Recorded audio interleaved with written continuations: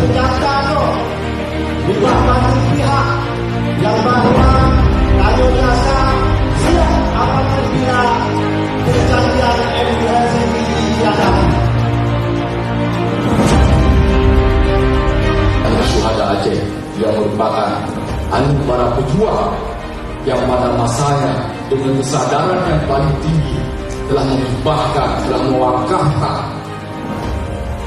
harta benda bahkan nyawa demi sebuah cita-cita untuk kemuliaan bangsa, untuk kemuliaan harga diri, martabat dan marwah budaya Aceh.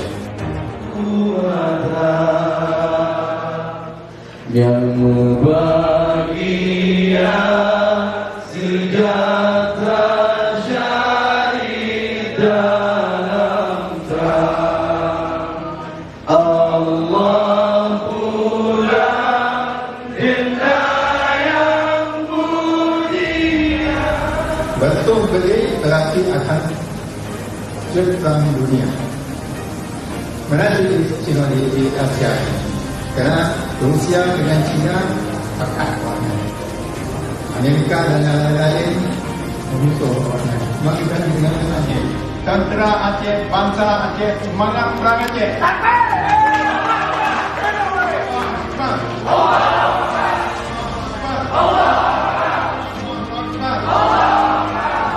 Nyawa ngan syuhada nagara pejuang mesabok lang jasa.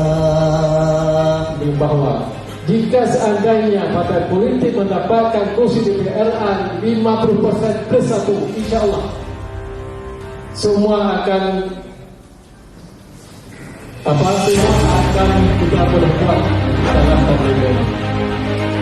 Jasa memintakan segera mendesak pemerintah Republik Indonesia untuk menyelesaikan segala butir-butir perjanjian MULC sesegera mungkin. Politik mendapatkan kursi DPR 50% plus 1, insya Allah semua akan kita berbuat dalam pemilihan.